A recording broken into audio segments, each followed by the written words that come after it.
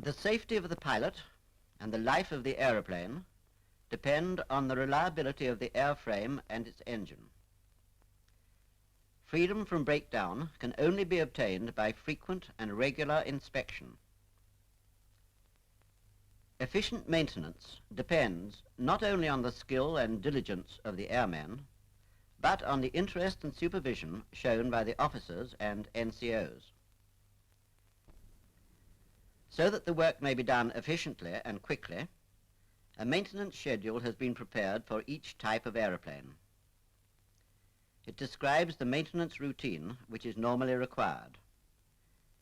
If anything needs attention that is not covered by the schedule, then it does not mean that the work may be neglected or postponed.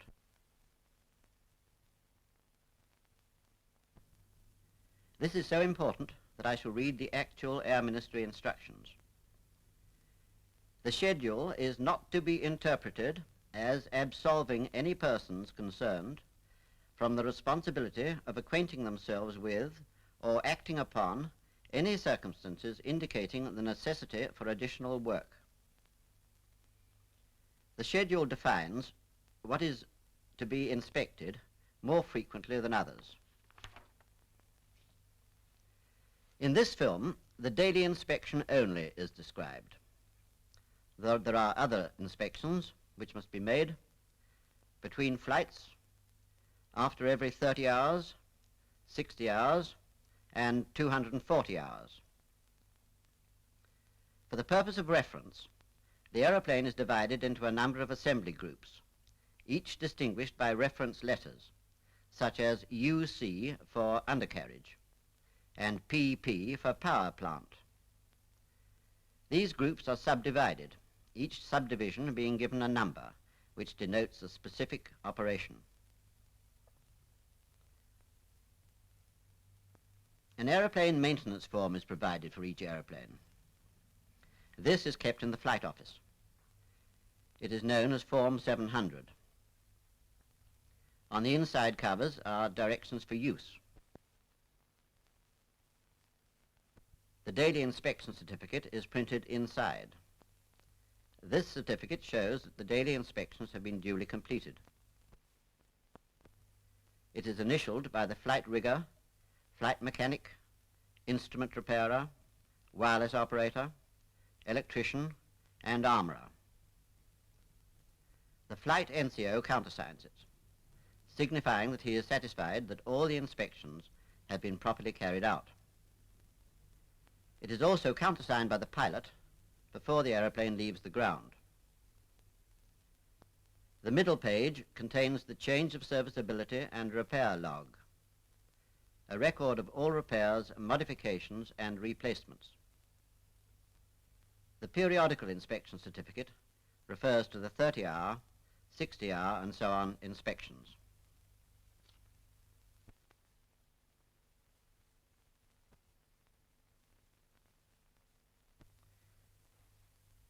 The aeroplane is taxiing in. You will note that the flight mechanic and flight rigger are going out to meet it. Owing to the pilot's restricted forward view when taxiing, on approaching the aprons round the hangars, these two members of the crew always assist the pilot by placing themselves at each wingtip and guiding him in the direction they want him to go. Refueling is always carried out immediately an aeroplane lands and before it is wheeled into the hangar. One reason for refueling immediately is that condensation in the petrol tanks is prevented. Any water in the petrol system might obviously be the cause of a serious accident. On no account may aeroplanes be refueled inside the hangar because of the danger of fire.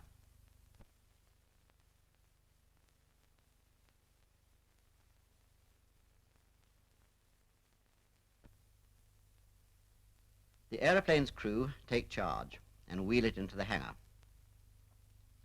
It is still considered serviceable and will remain so until 24 hours have elapsed since the last daily inspection.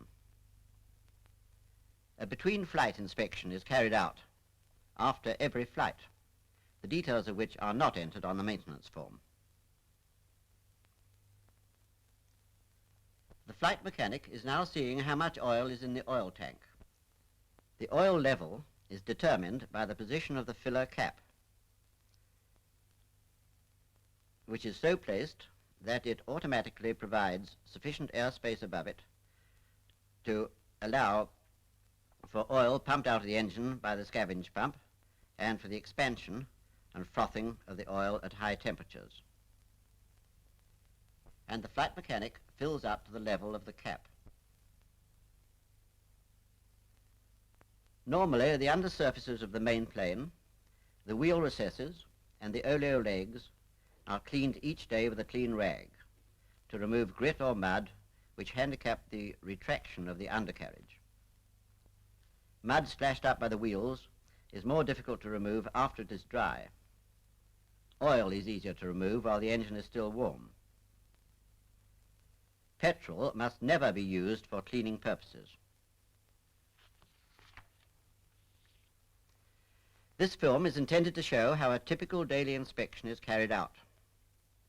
In some units, it is more convenient to carry out the inspection in the evening. In others, part of the work is done in the evening and the remainder completed the following morning. In this squadron, the daily inspection is carried out in the early morning. Provided that inspection is carried out every 24 hours, latitude is allowed to units as to the time of the day at which the inspection may be carried out. A night bombing squadron will probably adopt a different routine from that of an Army cooperation squadron, in which the conditions are different. In this film, it's been necessary to show the flight mechanic, flight rigger, wireless operator, electrician, instrument repairer, and armourer carrying out their inspections separately. Normally, of course, they would all work at the same time. In an actual inspection, the airmen go round in an anti-clockwise direction, examining, as necessary, each part as it is arrived at.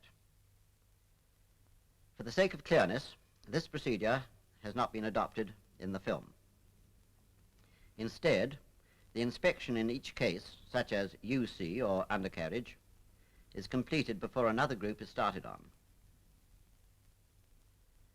The time taken for a daily inspection will vary with the type of aeroplane and engine, but it shouldn't normally take more than 1 hour.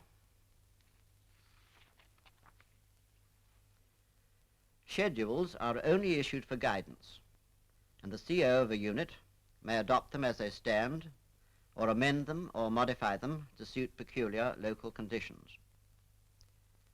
The commanding officer takes care to avoid including items for inspection which are not essential to the proper maintenance of the aeroplane, because the inclusion of too many items may lead to attention being diverted from vital inspections to those of little or no importance.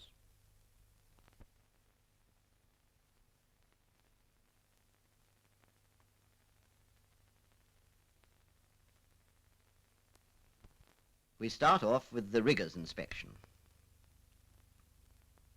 He first of all looks at the change of serviceability and repair log in Form 700 to see that nothing has been put unserviceable.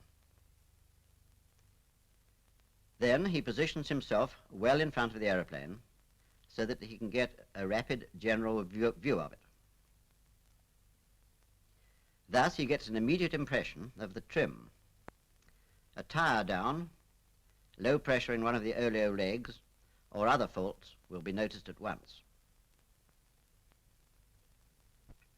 Now he is going in to start on the first group, the undercarriage. He inspects this for damage and then gets under the wing to look up at the retracting gear, which also he assures himself is undamaged. There's often a good deal of mud, especially on wet days, owing to the wheels being drawn up into the recesses, leaving some of the mud they've picked up behind when they're lowered again on landing. So the rigger gets busy with a rag and carefully cleans the joints, pivots and fairings, and re-greases as necessary. The undercarriage, when raised or lowered, is locked into place by means of pins controlled by cables, and it is the rigger's next job to see that these cables are not slack. The oleo leg comes next. the pressures should be normal. He can check whether this is so or not by noting the sliding portion, this, is exposed for not less than 3¼ inches. If there has been excessive oil leakage, the sliding portion would show signs of this in the form of streaks of oil, and of course the leg would be low. The sliding portion is kept greased, and grease may pick up grit, so the next thing he does is to clean the old grease away and apply fresh. He then lubricates the glands through the nipples. 2 turns of the grease gun handle per nipple. He now turns his attention to the tires and tests them for pressure, using a pressure gauge.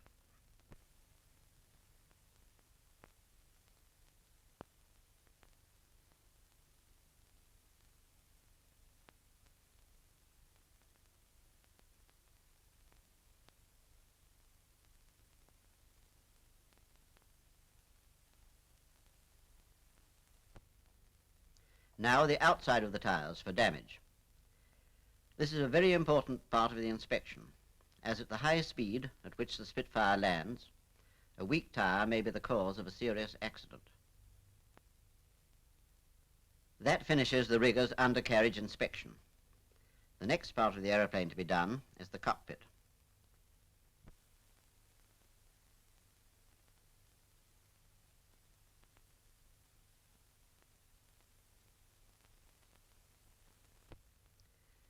He is examining the gauge which registers the pressure in the air containers. This must be at least 270 pounds per square inch. If it drops below 250 pounds, the guns won't fire effectively. Now he is trying the brake lever. The action of the rudder bar not only moves the rudder, but actuates the wheel brakes for control when taxiing. Thus, a turn to starboard applies the brake on the right-hand wheel, and a turn to port, the brake on the left-hand wheel. He is testing the rudder movement and seeing that it gives sufficient pressure in either brake. The pointers on the air pressure gauge refer to the brakes on the wheels. Port, starboard. When both brakes are on, the pressure of each should be equal, as you see here.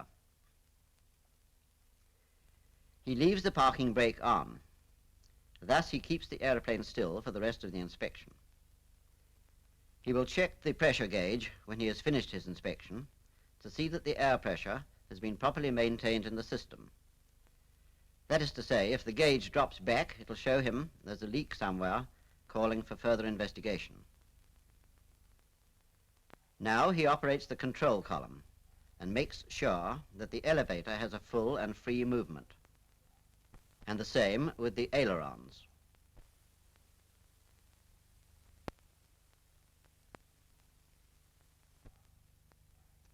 Then he operates the rudder bar and sees that it gives free and full movement of the rudder.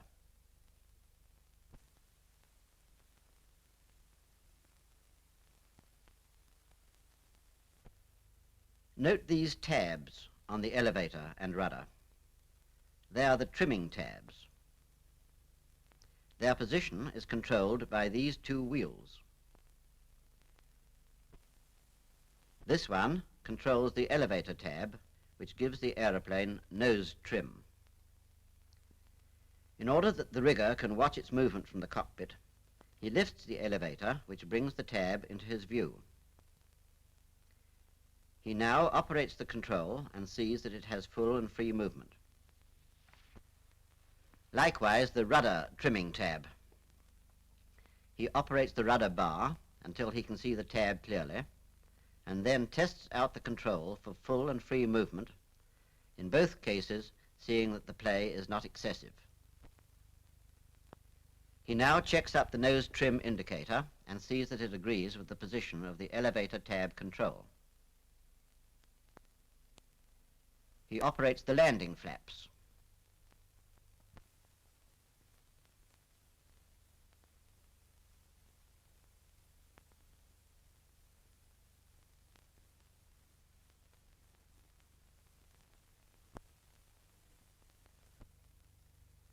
The undercarriage is normally lowered by the operation of a hydraulic system.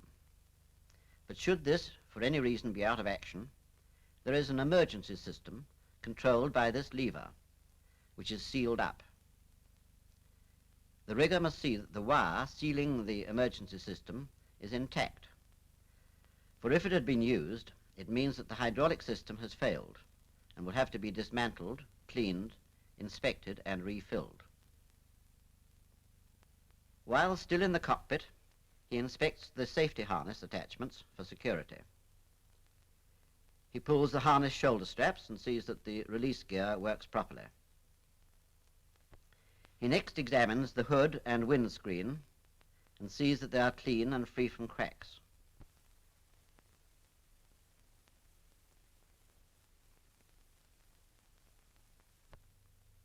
Then he seats himself in the cockpit and draws the hood over to see that it moves freely. He is now seeing that the latch in the closed position holds and can be released. Sliding the hood open again, he tests the latch in the open position in the same way.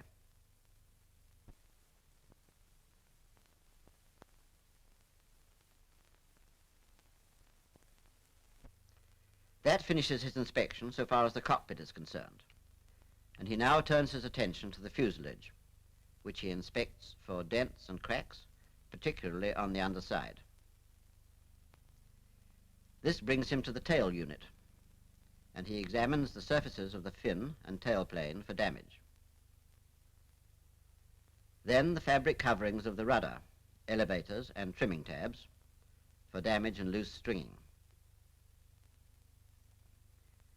The rudder and the elevator hinges must be kept lubricated, and he gives one turn of the grease gun handle for each nipple.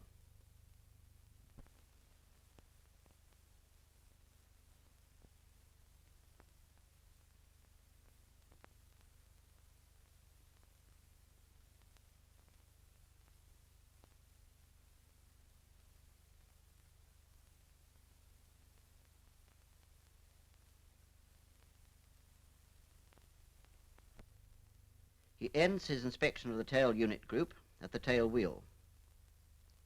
He inspects the caster unit and sees that the main spindle is not broken. He sees that the tail wheel tire pressure is normal and examines the tire for cuts and damage. Finally, lubricating the hub bearings with antifreeze grease. 2 turns of the grease gun handle.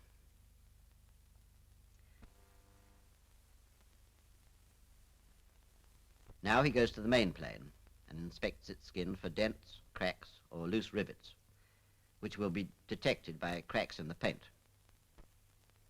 Then he cleans out the wheel recesses, which are apt to get mud in them from the retracted wheels.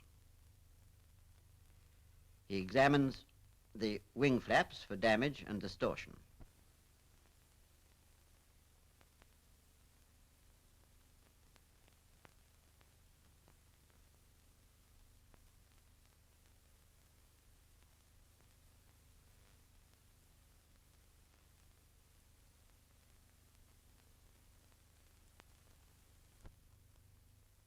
Then the aileron fabric coverings for damage.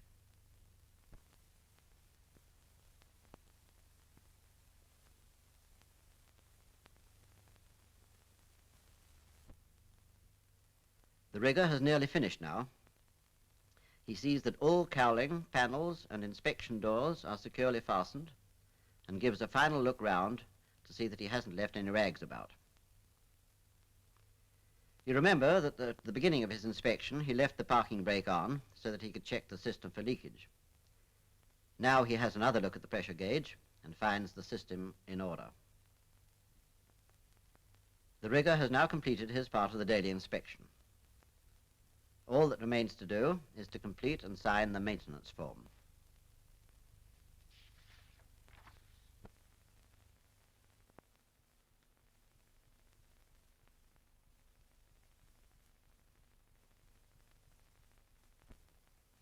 Now we shall watch the flight mechanic doing his part of the inspection. And we pick him up while he is doing his first job, the air screw group.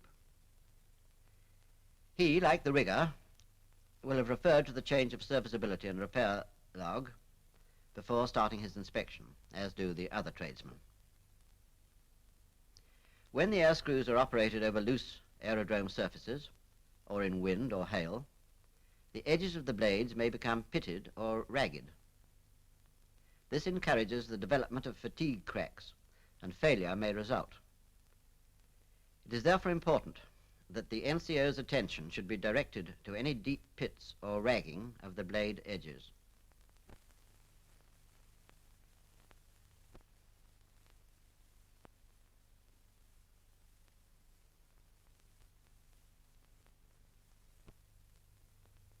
He tests each blade to see that there is no shake in the hub and no excessive backlash.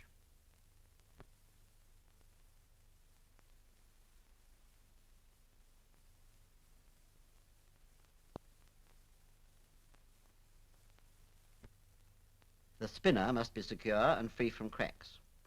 He checks this and then looks at the rear of the air screw to see that there is no sign of an oil leak. So much for the air screw. The power plant follows. The cowling is removed so that he can get at the coolant pump and header tank, which are next on the list for inspection.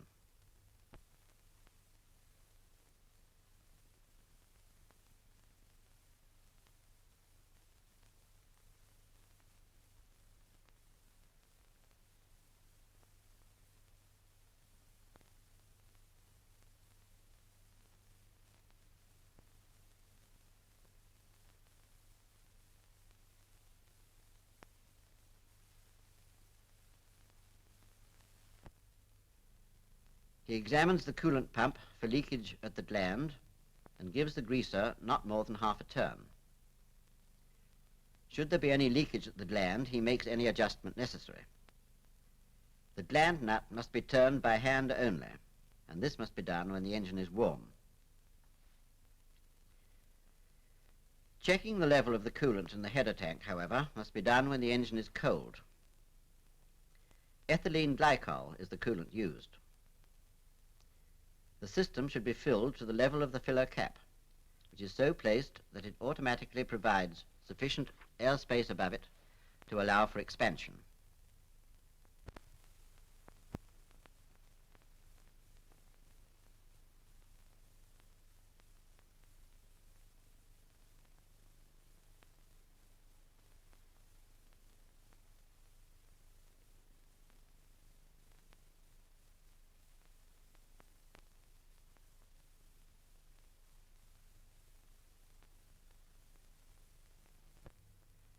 A valve is incorporated in the header tank to ensure that excess pressure is released from the system. He replaces the engine cowlings and examines them and their fastenings for damage and security.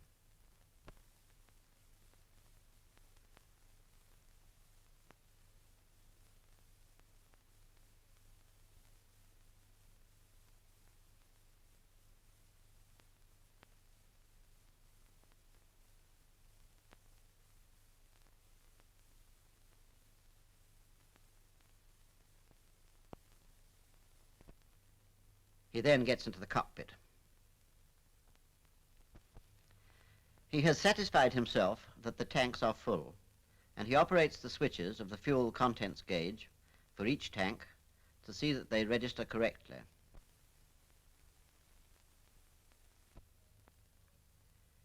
While in the cockpit, he checks the radiator fairing flap control.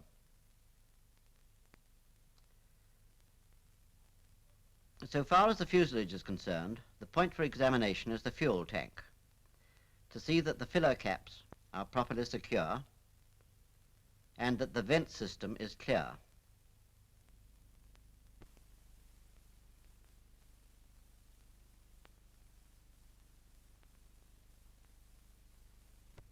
He examines the radiator fairings under the starboard plane and sees that it is secure and undamaged. And with the assistance of the rigger in the cockpit, he sees that the flap operates correctly.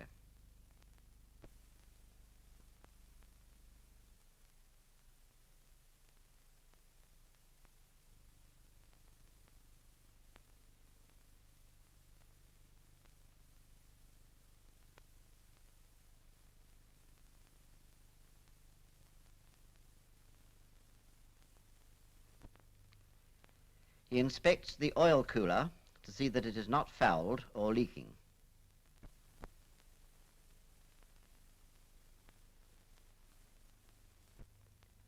Then the air intake, putting his arm right up to the gauze in case it might be fouled by grass cuttings or other substances drawn in. That finishes his inspection so far as he can go inside the hangar. He will want to do one or two more things when the engine is run up outside, but we'll refer to that later. In the meantime, we see him looking round to ensure that no tools or rags are left lying on the engine. And then we leave him to complete and sign the maintenance form.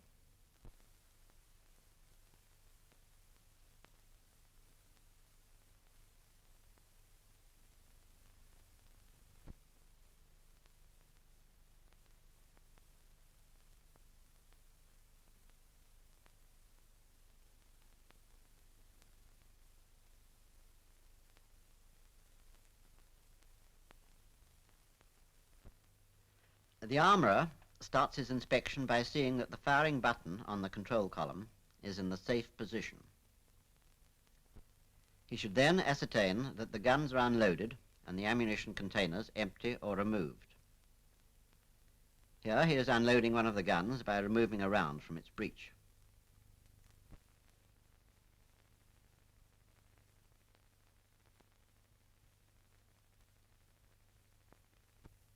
As the containers are not empty, he removes them before continuing his inspection.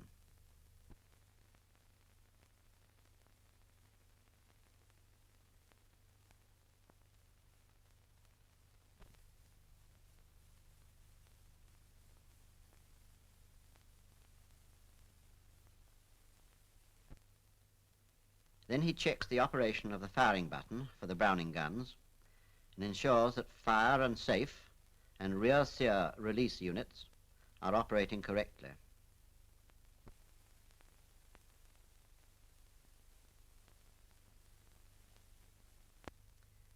He sees that the sliding sunscreen for the gun sight is clean and operates easily, and that the catch operates efficiently.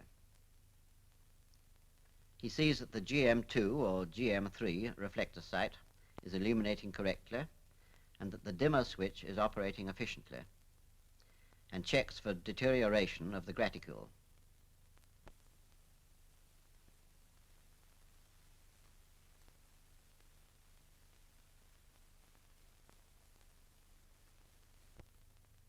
He sees that the firing button is left in the safe position.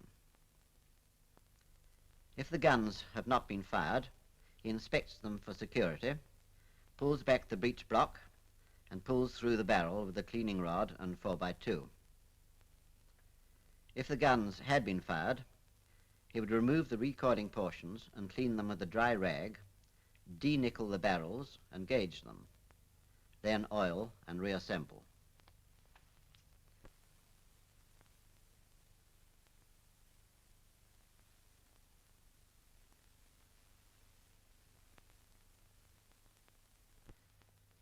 He examines the blast tubes for security and the fairings on the leading edge.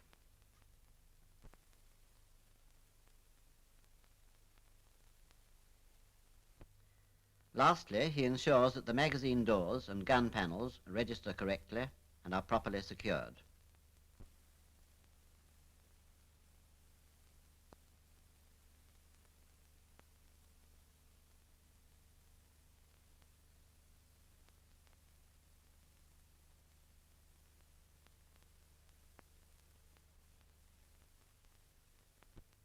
Then the armourer, in his turn, completes and signs the maintenance form.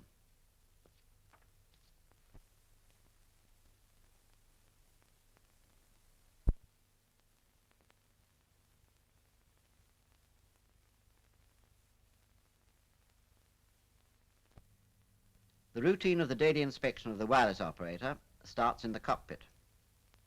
He begins by making sure that the remote controls of the RT equipment work freely and are secure. When the tests of the RT instruments are completed, he locks the send-receive switch at off. Well, that's the cockpit group done. Now the fuselage. He opens the panel housing the RT crate, which he examines together with its contents for security of mounting. He makes sure that the wiring doesn't foul the aeroplane control cables.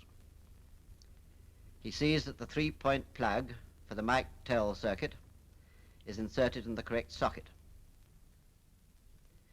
If the aeroplane has flown, he changes the 2-volt accumulator for a fully charged one. He examines the airframe structure in the vicinity of the accumulator for signs of spilt acid. Next, he examines the connections for cleanliness and security. A dirty connection would impair the efficiency of the set very considerably. Continuing in the fuselage group, he examines the aerial for security. He pays particular attention to the security of the mast and to the cleanliness of the insulation panel. Dirt and foreign matter on this are going to reduce its insulating properties. He sees that there's no fraying of the aerial wire. He inspects the insulation and lower attachments of the aerial mast for security.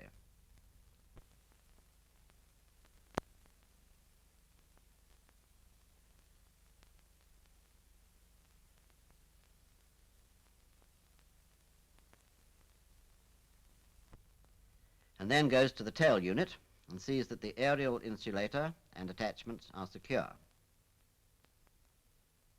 Now a practical test of the system and a two-way ground test of the RT equipment. That finishes the wireless operator's inspection, and he makes his entries in the aeroplane maintenance form and signs it.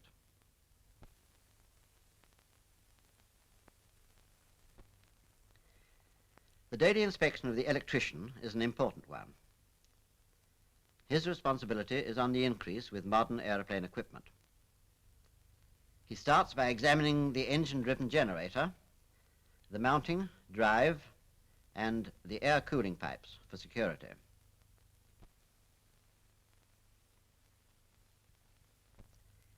He then inspects the cable connections to the engine-driven generator for cleanliness and security. Now round to the other side of the power plant to examine the electric starter motor, the magnetic relay switch, and the remote battery socket for security. Then the cable connections to these, to the electric starter motor, the magnetic relay switch, for cleanliness and security.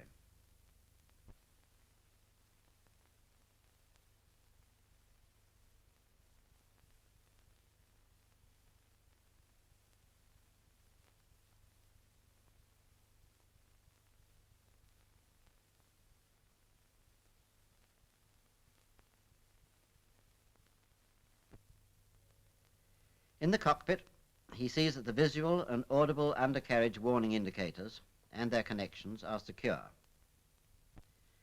He operates the undercarriage main indicator switch to the on position by means of the throttle lever and sees the indicator board lights correctly. There are 2 lamps behind each window. Should any lamp be defective, he would replace it.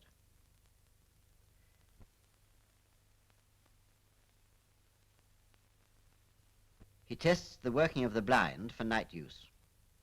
He sees that the indicator and connections are secure.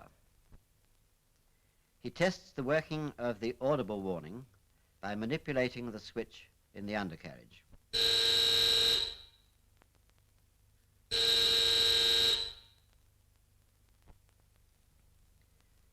He then examines and checks the ammeter for correct zero reading and security. Next, he sets the generator switch to the on position. Now he tests the identification and recognition lamps by operating them in Morse and steady positions.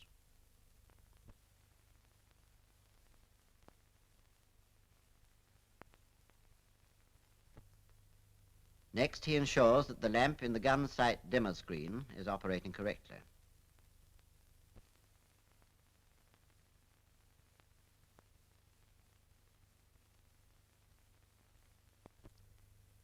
The landing lights are retracted by a pneumatic system. He checks their operation and also the operation of the mechanical focusing control. He ensures that full and free movement are obtainable, thus satisfying himself that they are not being fouled by any cause. He inspects the switch in the pressure head heater circuit for cleanliness and freedom from moisture. There should always be a smear of grease in the slot in which the tumbler operates. He is now making sure of this. He switches on the pitot head heater for a period of not more than 5 minutes. The pitot head must be kept clear of frost, which is likely to affect it at high altitudes. Otherwise, the airspeed indicator, which it controls, would not read true.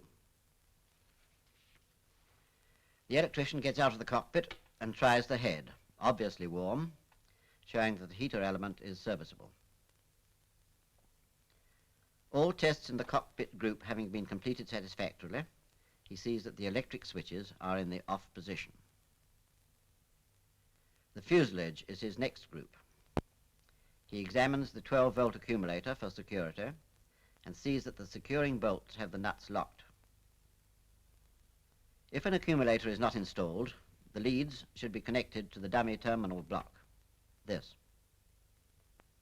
Now he is examining the accumulator itself and its stowage.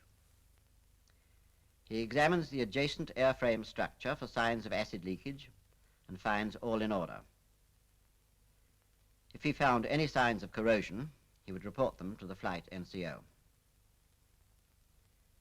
He then tests the voltage of the 12-volt accumulator under load. Should he find any cell reading less than 2.1 volts, he would remove the accumulator for recharging.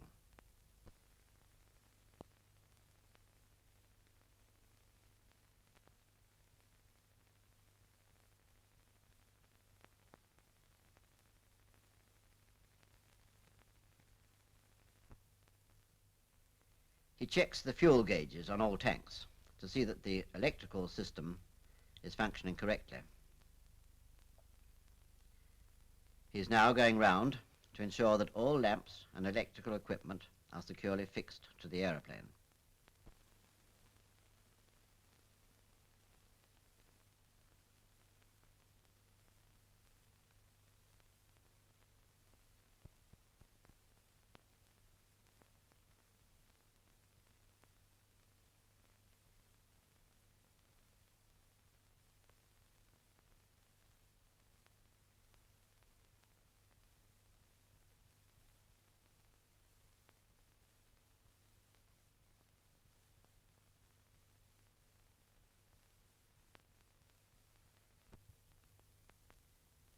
He has to get underneath to view the downward recognition lamp.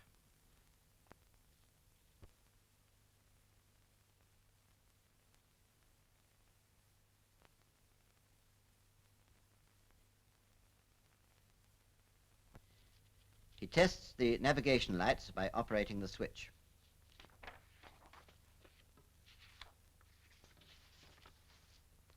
Now the landing lights.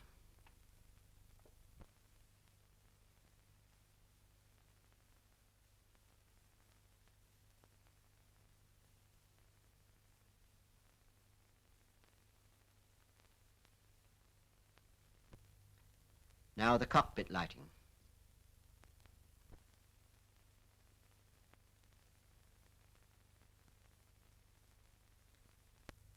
Now he is putting all switches at on in order to test the insulation between the poles and earth.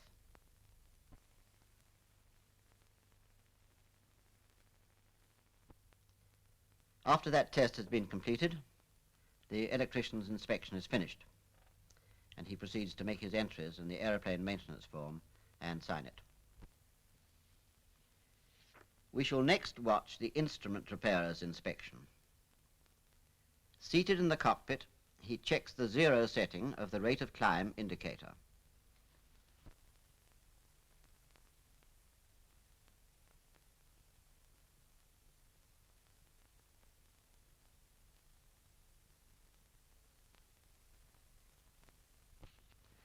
Now he sets the subsidiary pressure scale of the altimeter so that it reads the height of the aerodrome above sea level.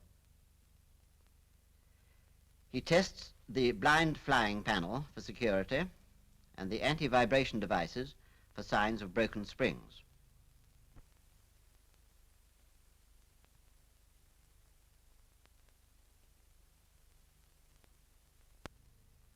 He sees that the bayonet unions of the oxygen supply system are undamaged.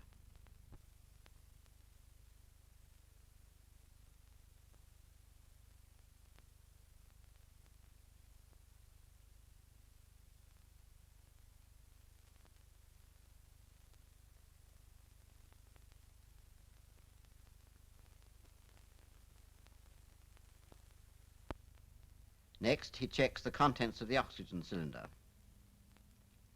This must be at least 7/8. Should the gauge show less than 7/8, the cylinder must be taken out and a new one put in its place. The instrument repairer's inspection is ended by winding the clock and setting it to the correct time.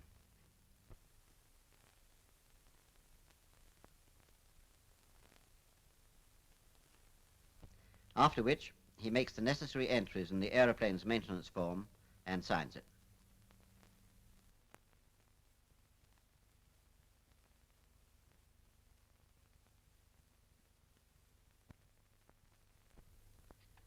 The aeroplane is taken outside the hangar and positioned into wind for running up. A suitable spot is selected for this as being free from any loose rubble on the aerodrome's surface.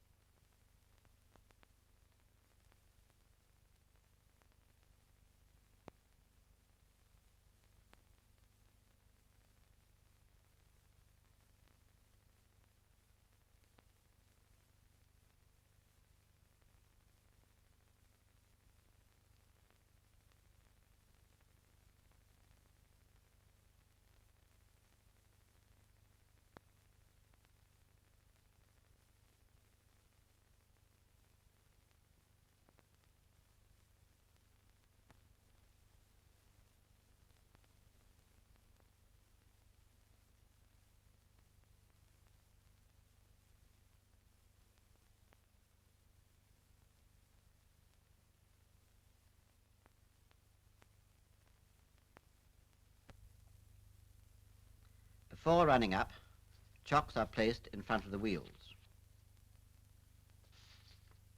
To start the engine, an electrical starter trolley is used. This consists of large capacity accumulators which are plugged into the aeroplane for starting purposes, thus saving the aeroplane's own battery.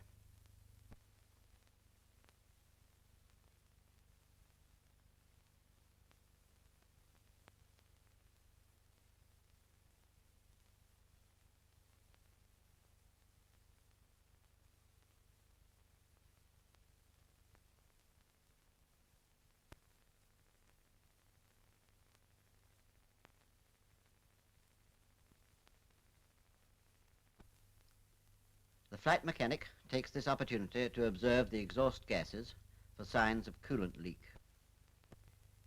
He also tests the movement of the air screw from fine to coarse pitch.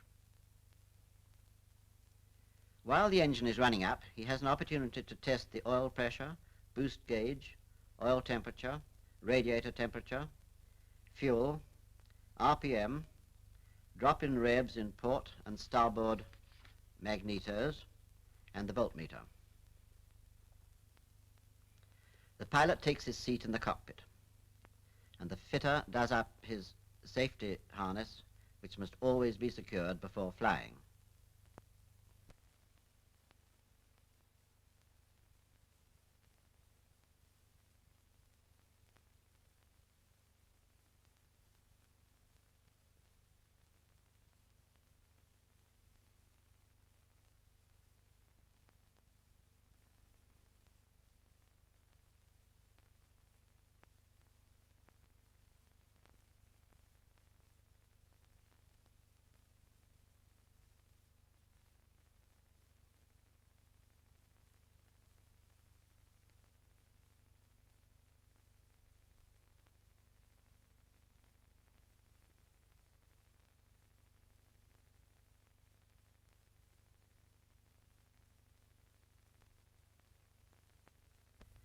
The pilot taxis into position to take off with the flight mechanic and flight rigger at each wingtip. When he is satisfied that he is clear and ready to take off, he waves them away.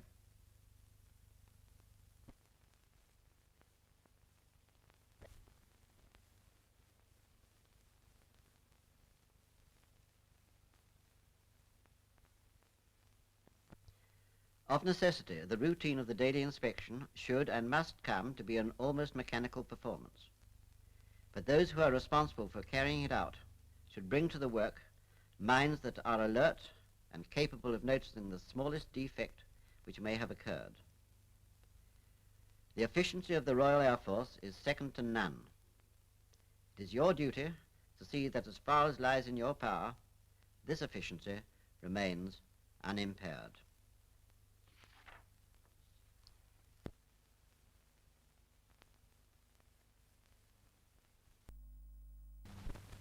The flight of Spitfires has just taxied in after a sortie.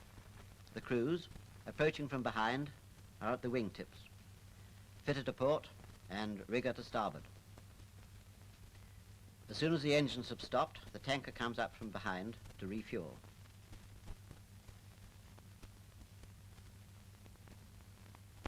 The guns have been fired and the crews immediately remove gun panels and open ammunition doors. Refueling goes on with the same orderly speed as other operations of the turnaround. The empty ammunition tanks are removed to make way for full ones.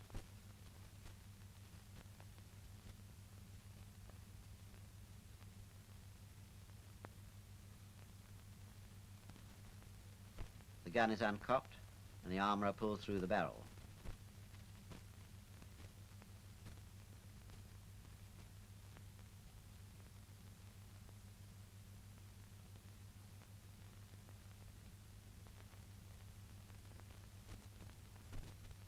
Full oxygen cylinders replace the old ones.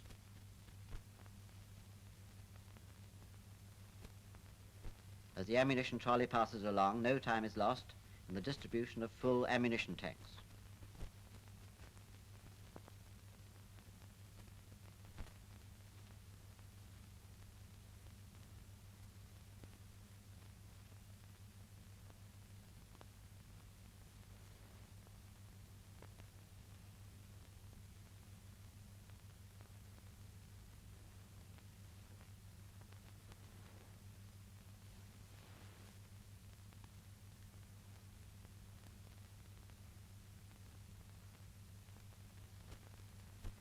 Refueling is now nearly completed, and it won't be long now before the aircraft are ready to take off again.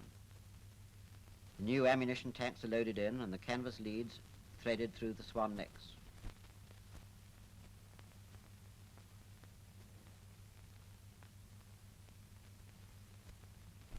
Here's the last one being done. The armourer cocks it, and panel and ammunition door are secured.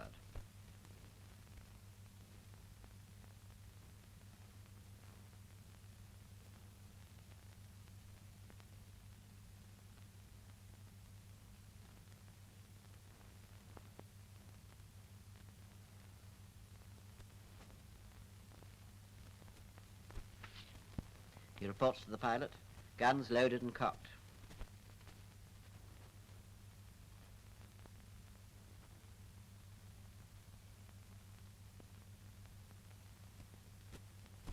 The senior officer present gives the order to start the engines and the flight is off again.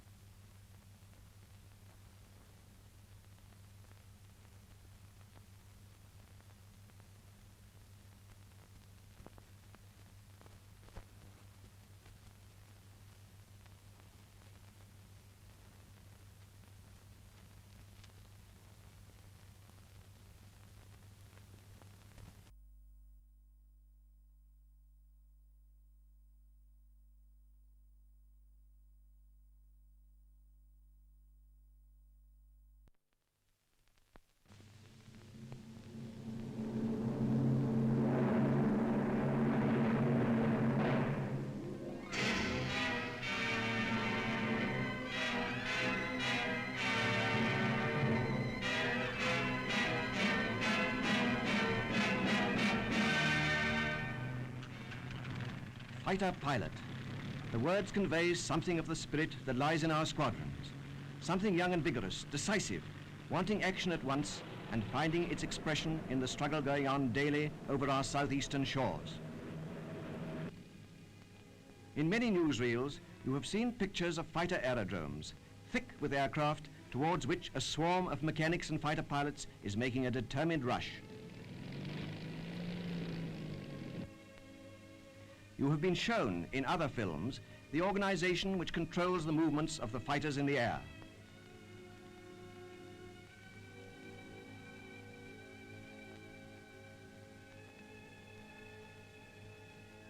But you have not yet been let into the mind of the men who do the flying, nor shown their feelings when in the air and going into a fight. The long periods of waiting are a test of temperament. Some pilots occupy themselves actively, others pass the time in sleep. Nor have you been shown the difficulties and discomforts from which the pilot suffers when he is seated in his aircraft. Let us look at the inside of a pilot's cockpit with its mass of instruments, and then think of the hours of practice needed before the pilot can understand all their uses and employ them satisfactorily. See the pilot in his kit. It is bad enough to be in a flying overall. It cramps one's movements quite a lot. But look at this, the life belt used when flying over the sea. It is called a Mae West, rather unkindly. Now the parachute. It is impossible to look pompous in a parachute.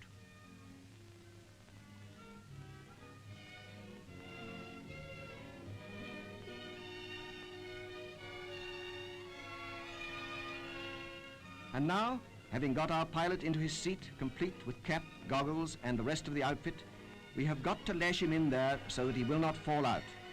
Wouldn't you hate to be in a straight waistcoat of this kind, with only a small part of your face showing? The radio telephone and oxygen mask are combined in one.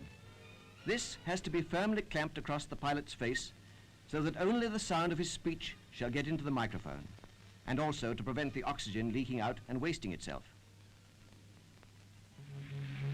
Now the take-off. Throttle right forward. Stick central. Ease her off the ground. Back with the throttle to normal boost. And now up with the wheels. The leader looks round to see if the rest of his section are with him. One is lagging a bit and is told briskly on the radio telephone to close up. And then they climb up to patrol height. Above the clouds, it gets colder. The pilot cuts off the air from his radiator to keep up the temperature and wriggles himself more comfortably into his seat. 5,000 feet. Watch the needle of the height indicator. Up they go. 10,000.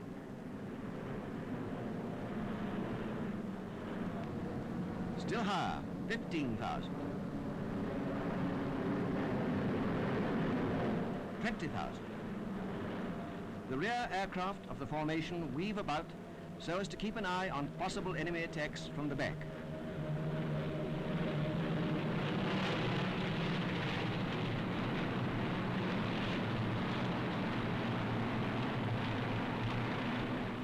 While the leader searches the sky in front for the enemy. It is bitterly cold, and the curious depression and feeling of isolation that comes when flying at great height would insensibly affect the pilot's fighting qualities if he were not helped by his oxygen supply. Suddenly the leader, who has been keeping up a two-way conversation with the ground control which is directing him onto the enemy, sights something. Tally-ho! There they are, Jerry's.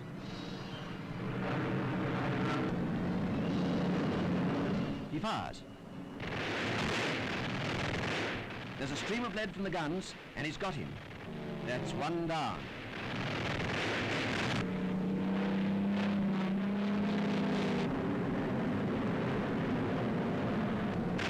Our guns again. Number 2.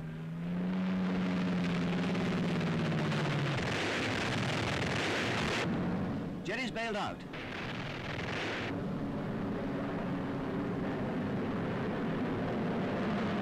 But the fight's still on.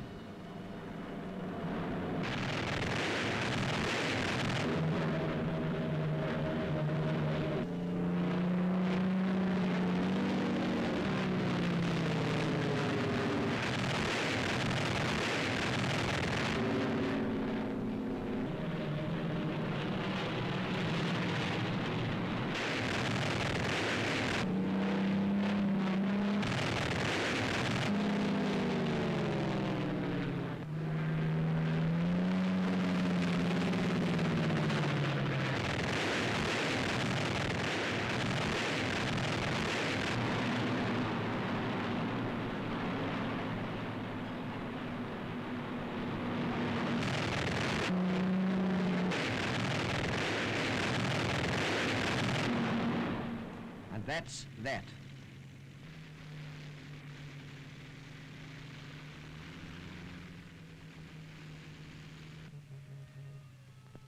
And so, back to the aerodrome, stiff and cold, but very pleased with life.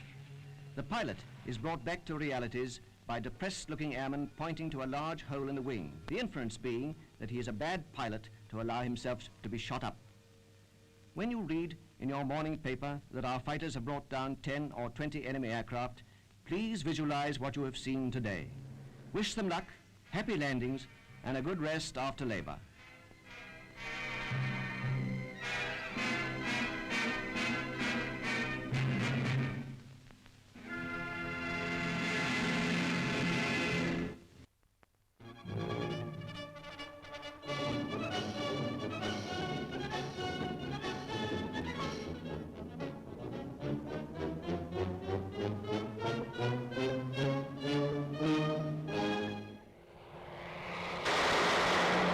This is Britain's best-known fighter aircraft, the Spitfire. We Americans in Britain know the Spitfire. We've seen it in action. Many of us have flown it in action. Believe me, the Spitfire has got what it takes. During the Battle of Britain, a mere handful of Hurricanes and Spitfires worked with Britain's anti-aircraft command. And between them, they knocked all hell out of the Nazis. Achtung, Spitfire!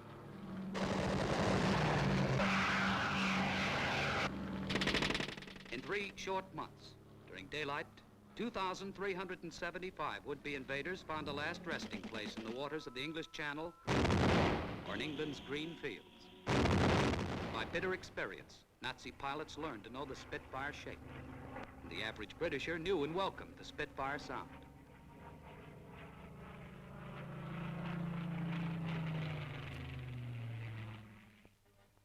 In every war zone, Spitfires went into action. Over the Mediterranean from Gibraltar, Crete, Malta, over the Pacific from Australian bases, and over Burma from bases in India.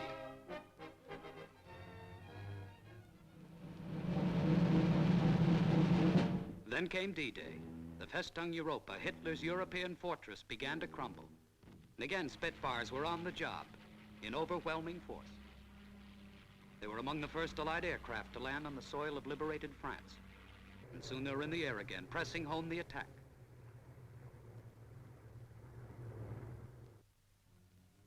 Many Spitfires were equipped for special tasks. Some for photo reconnaissance work.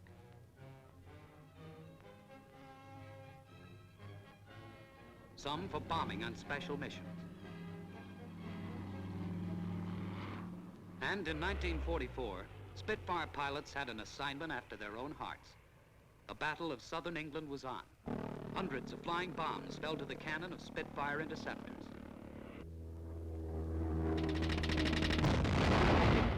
All this time, the Royal Navy's carrier-based Spitfires, known as Seafires, were hitting the enemy from the sea. These Seafires are playing a leading role in the drama of world events today.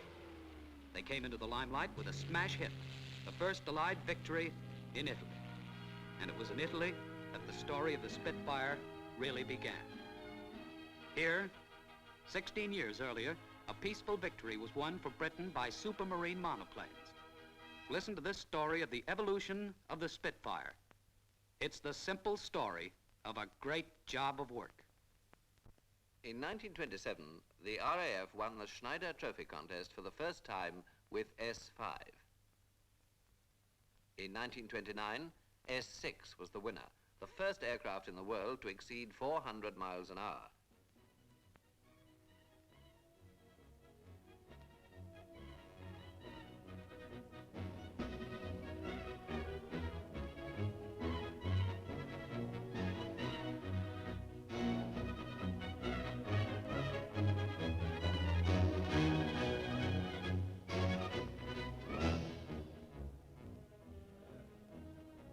The final victory was gained by the S6B in 1931, and this victory meant a great deal more than the mere winning of an ornate silver trophy.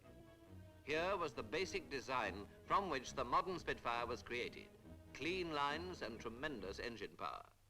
these ideals found expression on the drawing board under the expert eye of the late R.J. Mitchell, and from the design of the S6B, a powerful land-based fighter began to develop. Other famous designers carried on in the footsteps of Mitchell, tackling each fresh problem with the basic principles of the design always in mind. At first, the designers considered an elliptical wing shape, but for ease of production, the leading edge was reshaped and became slightly straighter. The problem of fitting the Merlin engine with its oil tank below was solved by giving the nose a pigeon-breasted effect. Then they had to decide where to put the radiator. Eventually, it was mounted under the starboard wing. The designers thought that this might help to counteract the torque of the air screw. Upon this simple design, all later Spitfires were modeled. Here is that distinctive shape, easily recognized by everyone who has seen the Spitfire in action. You can see how that shape is built up. The fuselage has a clean, straight top. The fin and rudder is small and well-rounded, and the slight curve of the underside is broken only by the radiator. There's the pigeon-breasted effect, accentuated by the short nose, and finally the almost elliptical wings. That's the basic Spitfire shape, and the effectiveness of this clean design has been proved again and again. They're fast and easy to maneuver, everything that a first-class fighter should be. As the war went on, the tactics of aerial combat changed.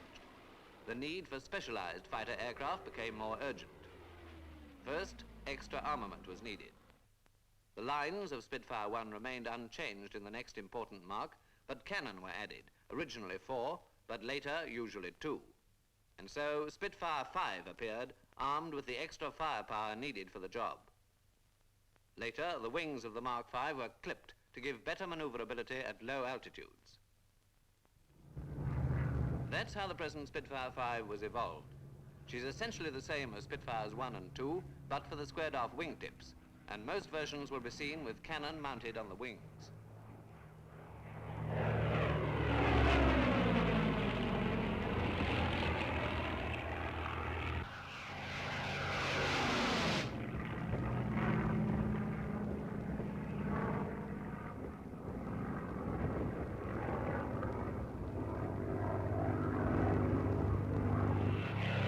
Wings were successful for low altitude work, but often dogfights are fought out at considerable heights. For this high altitude work, sharply pointed wingtips were added, and among other marks, Spitfire 7 appeared. The pointed wingtips are strikingly different, and you can't fail to spot this type from any angle.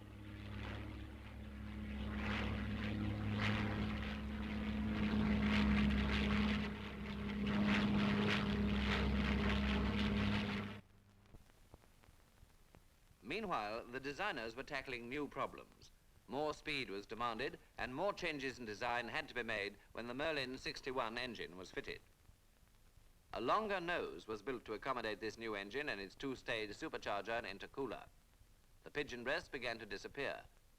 The new engine needed an extra radiator, and this was fitted under the port wing. These are the features which make up Spitfire 9. Spitfire 8 has the same features, but there are just 2 points of difference between these two marks. Mark 8 has a pointed rudder to give extra stability, and the tail wheel is retractable. But the Mark 9 has the original rounded fin and rudder, and the tail wheel is fixed. When you see the 9 in action, you'll notice all the familiar Spitfire features. The wing shape, the curved underside and small fin and rudder, and don't forget the new features, the longer nose with the pigeon breast beginning to disappear, and the 2 symmetrical radiators. That's the Mark 9.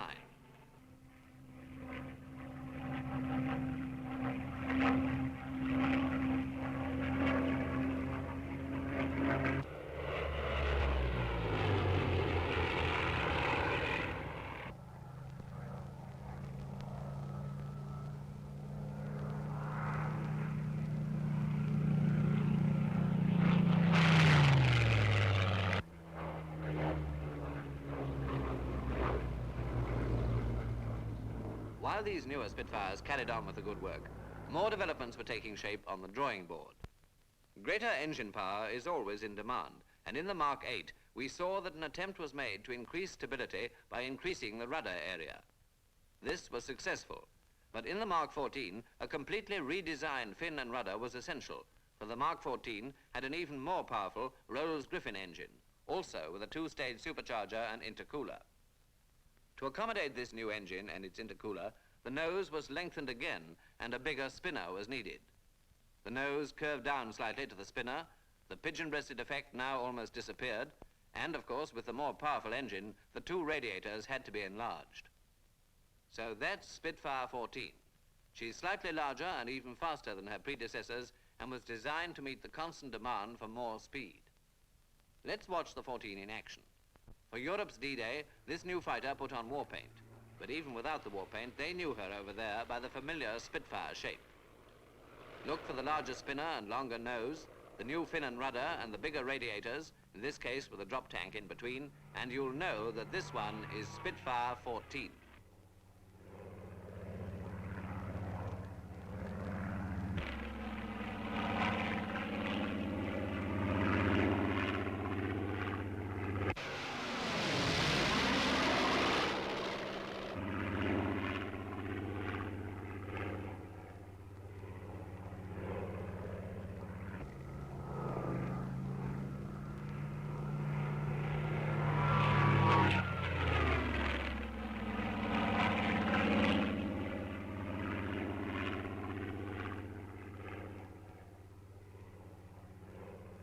Let's go back to the drawing board.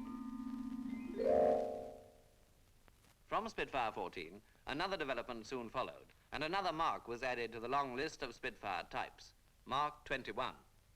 This time, the wing was redesigned. Its taper and the clip tip make it easy to pick out, and 4 cannon are mounted on the wings. Except for the wing, the 21 is essentially the same as the 14. Watch the 21 in action, and the first thing you'll notice is the new wing shape. The long nose and the large tail unit are both identical with the 14. Finally, you'll see the 4 cannon, the normal armament of the newest Spitfire type, Mark 21.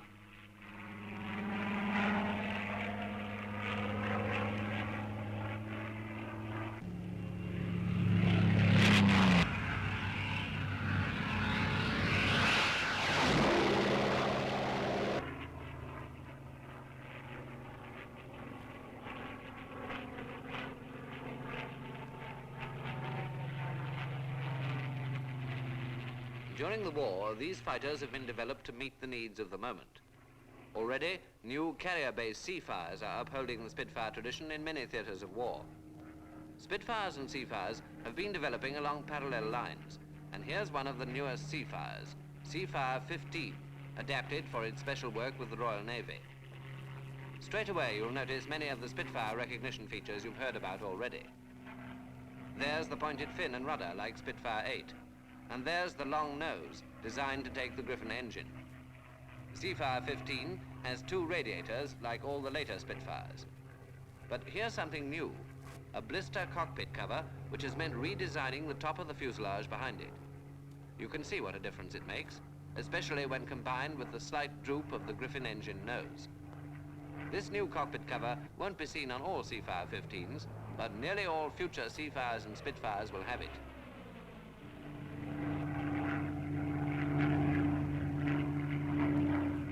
As time goes on, and as our operations spread and grow in intensity, other Spitfires and Seafires may appear on the battlefronts of the world.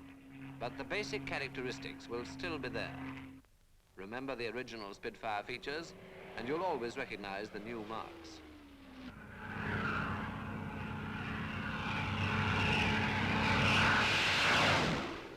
That's the story of the Spitfire. Just as they knocked hell out of the Nazis in the Battle of Britain and after, Spitfires and Seafires are now ready to knock hell out of the Japs. And the newer Spitfires are Spitfires Plus. We'll know the Spitfire types now wherever we meet them. For a final checkup, here are the most important marks once more. Spitfire 1, Spitfire 5,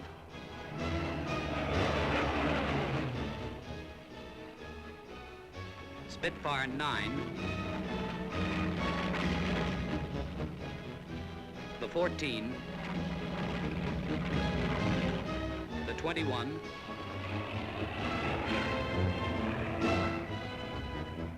and Seafire 15.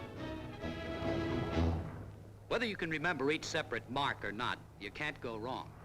They're all unmistakably of the Spitfire breed, deservedly the best-known fighters in the world.